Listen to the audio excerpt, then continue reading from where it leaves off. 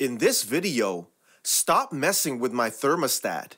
Dude, this isn't your house. My step-grandparents tried to take my newborn daughter, and a manager told me not to do part of my job, so I didn't. Stop messing with my thermostat. Dude, this is not your house. For the last months, I've been working as an intern in the HR department of a middle-sized company, and while it's been mostly an uneventful job, there have been some really peculiar moments. Most people up north may be suffering from a white Christmas, but down here in the equator, we are melting from the heat, and in a highly humid town like the one I live in, it feels like the Amazon rainforest. Well, maybe that's because we're actually in the border of the Amazon rainforest. This would make you think any building will have their air conditioning units working full time on full power. No? Well, not if Mr. Jeremy Johnson, our protagonist, could prevent it.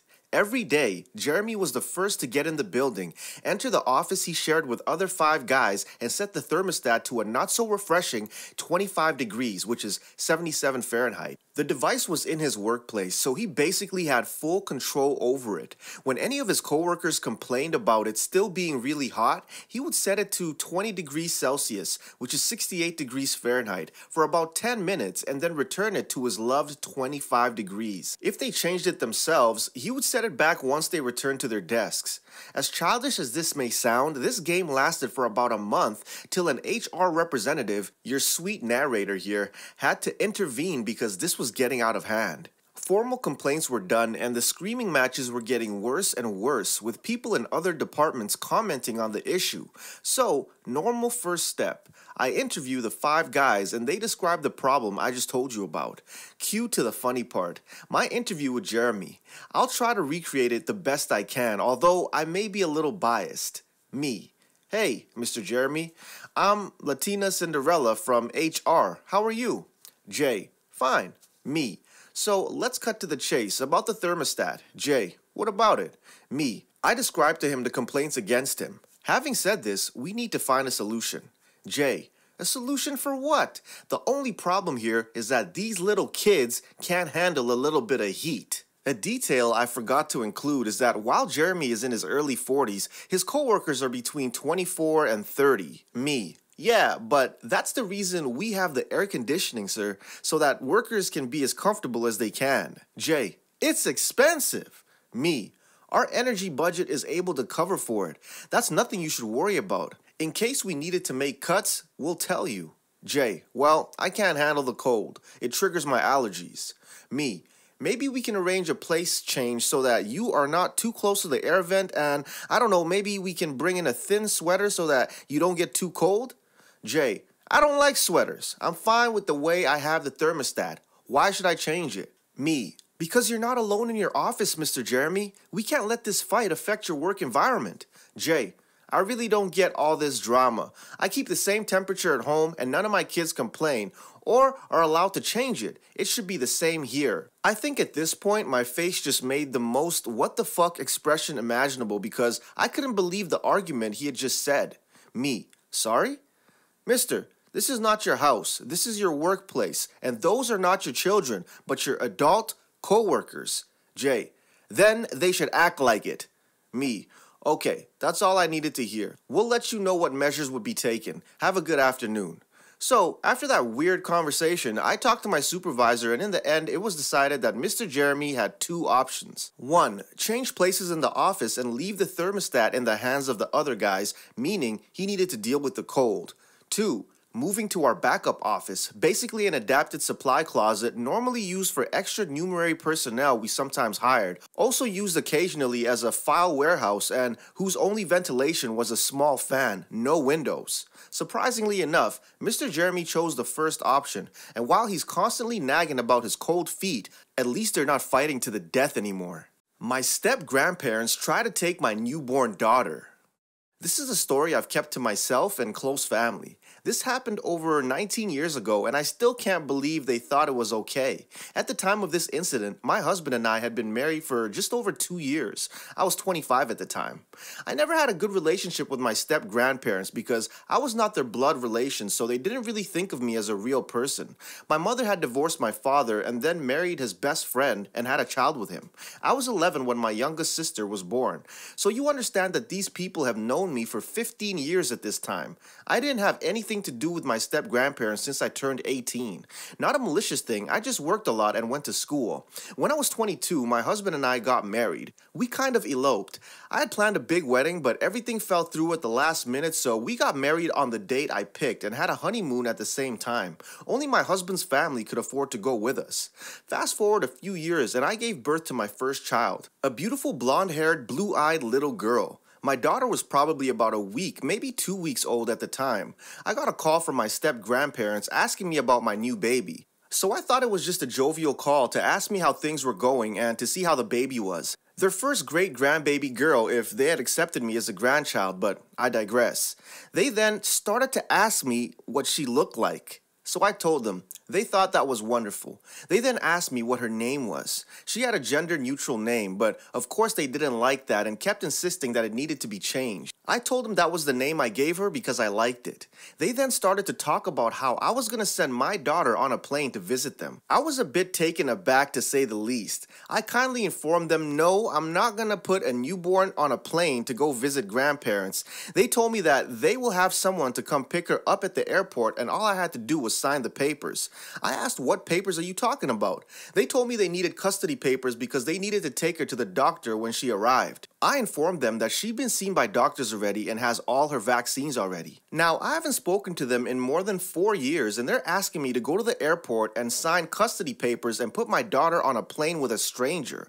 I kindly informed them that I was doing no such thing because my daughter needs to be with her mother because I breastfeed her, because it's what's best for her. They told me that I needed to stop and I needed to put her on a bottle so that she would be ready for the trip. I had to tell them no. My daughter's not getting on a plane to go visit relatives in another state without her mother. They told me that I needed to just sign the papers and send her with the stranger. They even said that I could have children later, that I was young and could have children when I got married. I informed them that I am married and that my husband and I are not putting our child on a plane to go see relatives in another state when she's less than 2 weeks old. The conversation started to go really south. She started yelling at me about how I was ruining it for her daughter, that her daughter would take care of a baby better than a child. Your aunt can't have children and you were taking this away from her, that I was stealing her only chance to have a baby, that I'm selfish, self-centered, egotistical, arrogant, and rude, that I could have a child when I'm ready to be able to take care of thus said child, that I was too young and needed to grow up, stop lying, and wait till I'm married to have a baby, that this was best for everybody, that I'm going to go back on my word. They then informed me that they were recording the call and a lawyer would be looking into it, that I somehow agreed to let them take my baby and that now I was just backtracking. Mind you, I've not spoken to these people in probably more than 4 years. What they're talking about, I have no idea.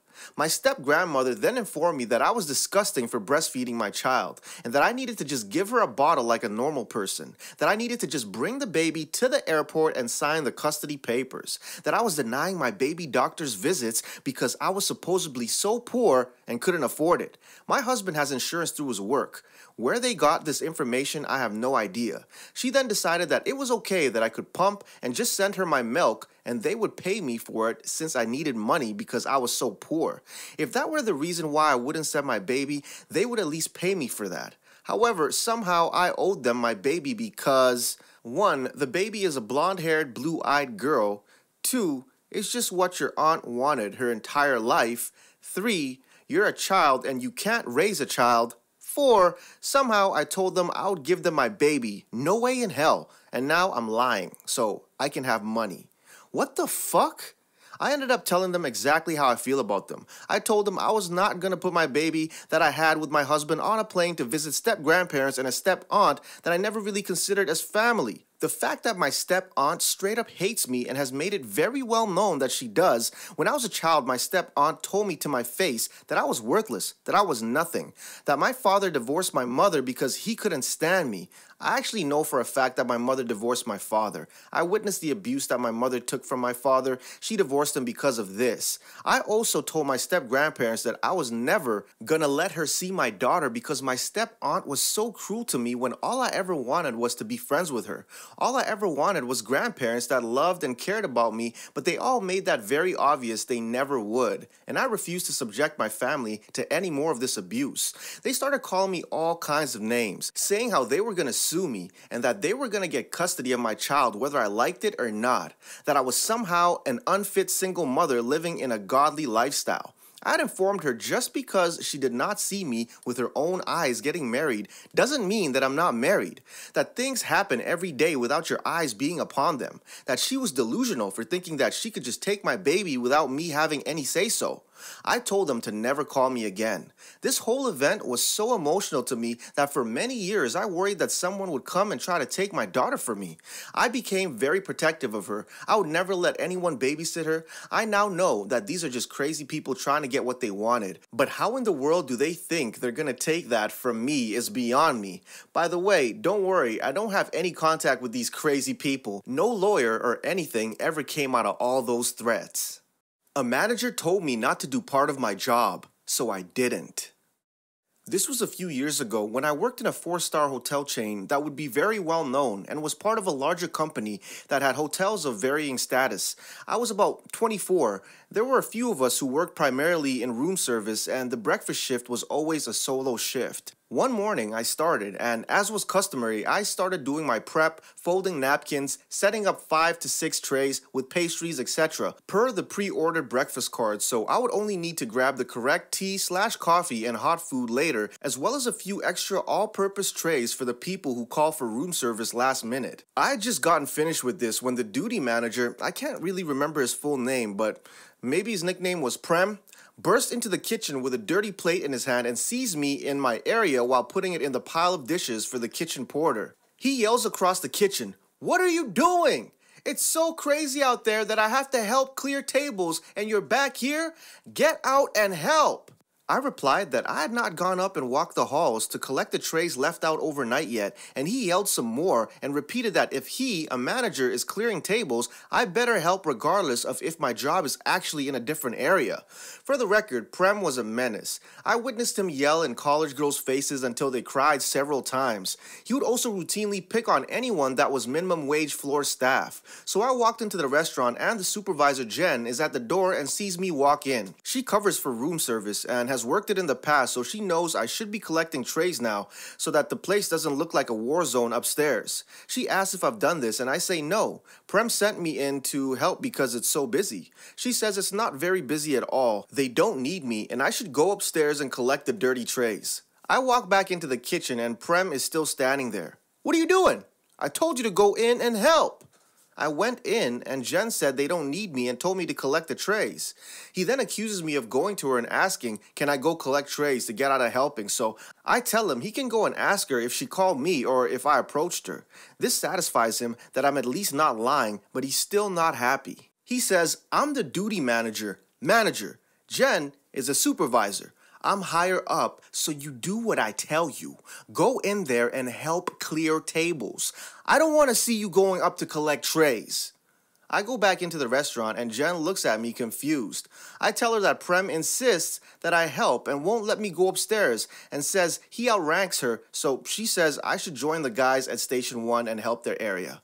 Breakfast passes and I pop up a few times to do my room services and come back with not much issue. My shift is until 3 p.m. and breakfast ended at 10:30 a.m. At this point, nobody has been upstairs and housekeeping will have been putting out dirty trays. I get a call on the room service mobile from a housekeeping manager saying that floor 4 has a dozen or so trays in the hall. I'm sorry, but the duty manager has prioritized other areas at the moment and has said I can't go up. I start doing my afternoon prep, polishing cutlery and the like. About 12 p.m., I get another call, this time from the housekeeping's top manager. She tells me there's trays everywhere, and I politely apologize and explain that my duty manager has used the exact words, "I don't want to see you going up to collect trays." She accepts this without question and asks that I help when I can. At 2 p.m., I get a call from the hotel's director of operations regarding the trays. At this point, there are trays in the hallways on all 7 floors and the place looks like filth. Again, I politely explain what instructions I've received from Prem, and this is accepted without further question, and he says he'll inquire into it. 3 p.m. arrives, and I've not heard anything else, nor have I cleaned up the pigsty upstairs. My replacement arrives, and I tell him what happened and apologize for the fact that he'll have to collect these, but tell him why. He laughs and decides to leave it until somebody else calls and informs him they're there. Shortly after this, Prem left the company.